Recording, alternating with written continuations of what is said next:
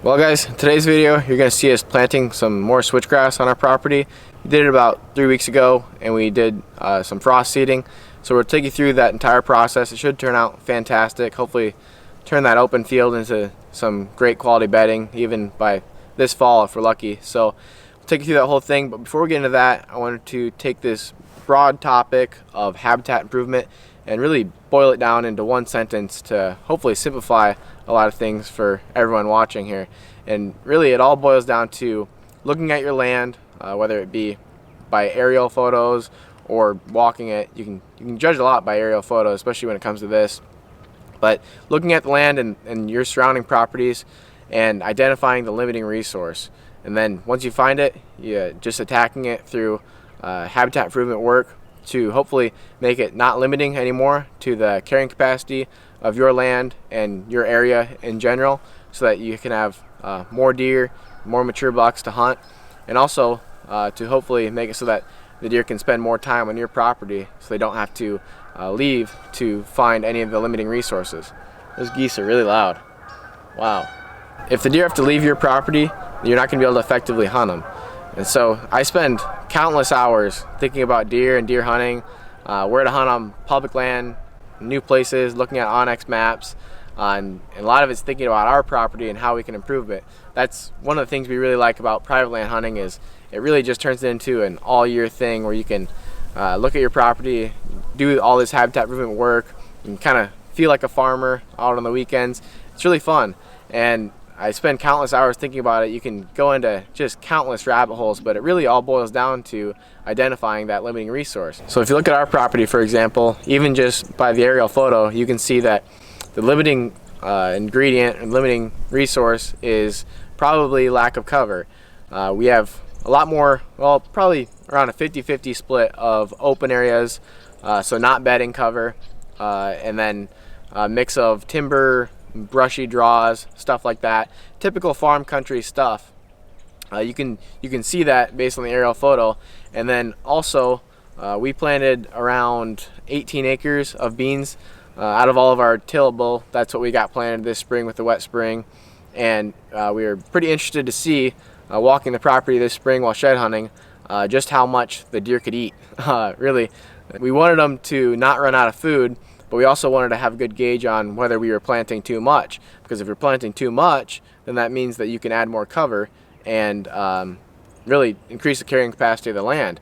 So we walked the property and we had plenty of beans left, and that tells us basically our suspicion is that we can add more cover, which is exactly what we're doing in this video.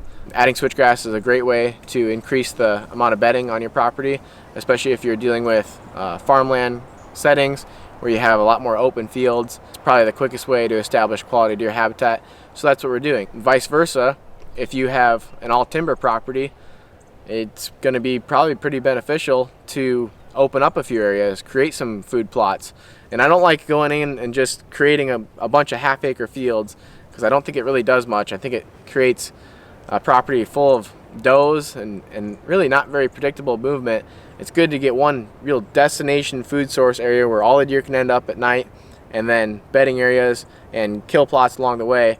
It create that line of movement. It makes the deer a lot more predictable, and I think just makes your property a lot more attractive. So that's basically what it all comes down to. The deer need food, water, and cover, and if your property doesn't offer all those things, or at least in your immediate area, if your area doesn't offer all those things, the deer are going to be leaving. So I guess in our case, we're talking about I'd say a moderately sized property, maybe on the larger end. But if you want to expand that, say you have a smaller property and you're on the edge of a bunch of public land or a big landowner, and your property might be really open, you don't have much bedding, for example, but the neighboring property has a bunch of bedding, well, you might be best off just turning your property into an awesome food source. And maybe not all of it, but at least having that ingredient, because that's going to make your property the most attractive. So especially with small properties, you're looking at the whole area as a whole, and what is the limiting ingredient in that area that you need to add more of to make your property stand out. Because when you look at the checkerboard of properties, you want the deer to be holding on your land. So I guess that's how it goes for small properties, how I would look at it or start to look at it. And then if you want to deal with larger properties, you just want to make sure that deer really never have to leave your property. So that was the quick tip. It all boils down to finding that limiting ingredient and then just attacking it through habitat improvement work and having a lot of fun while doing it. So without further ado, we'll get into the switchgrass video. Hope you enjoy. Sow it. Oh, deer. Oh, there's a deer. Oh, there's a deer. Now what do you do when you see a deer? You say, oh. Stop. You say, oh. Oh. Oh. Oh. There's one. I see one. Oh, I see a deer. If you don't say, oh, there's a deer, there's not no deer there. Well guys, we just finished up seeding some switchgrass. This is our 2020 planting. We tried it last year and we had, I'd say, marginal success. I think it will turn out good and be a success, but the first year I'd say it was pretty marginal and we had a lot of weed competition, and that was mainly due to the super wet spring, I believe. And we did everything we could with weed control, but we ended up having to mow it late summer and we had a bad foxtail problem. You can also spray, I think it's called Paramount, or I don't know. There's a chemical to control foxtail, and we didn't know about it last year during the summertime. We didn't find it until recently, so we should have done that, but instead we mowed it.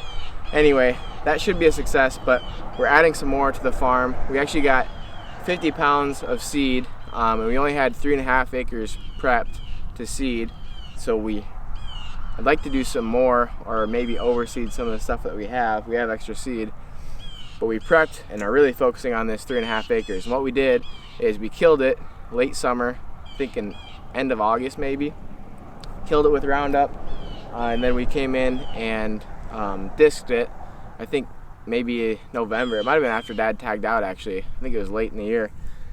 And now we have a nice seed bed where we can get good seed to soil contact, and now we're frost seeding this switchgrass so that it can stratify and have 100% germination once the soil temperatures reach around 55 degrees in probably late May or sometimes even early June. But this is going to do a lot better than last year, because last year we just spread into pasture that had been, the cows had been on it enough that we got decent seed to soil contact, but nothing like this. The biggest thing is seed to soil contact, but disking can actually help it germinate faster. Like I've seen pictures of a field that there was only like one till pass through, and pretty significant difference really. Everything else being the same, the tilled part will come up faster. So it's not completely necessary, but it will give it a lot better start, and that's what's important, just getting it ahead of the weeds. So this is about 3.5 acres. We wanted it in switchgrass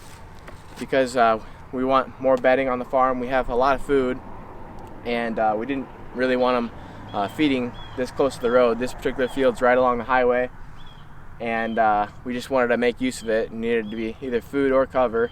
We didn't want them feeding up here. We want them feeding where we can hunt and not be seen by the highway. And we think they'll be bedding along this bottom edge down here, especially when we, if we can get it established, and then also get some diversity in there, some spotty areas. They should be bedding down there a lot, and especially under those terraces. At least house a few family groups of does, if nothing else, and then we'll have more groups or more area for the bucks back in the timber. So in any case, just adding quality habitat, and it went pretty well, other than it was a pain in the butt walking around in this soupy mud. So did it at about probably 8 pounds an acre on average, I'd say, as best as we could control. So anyway, that's gonna wrap up this planting job. So if you like the video, make sure you hit the thumbs up button. If you have any questions about planting switchgrass, be sure to refer back to our video that we did last spring on a really comprehensive guide to planting switchgrass.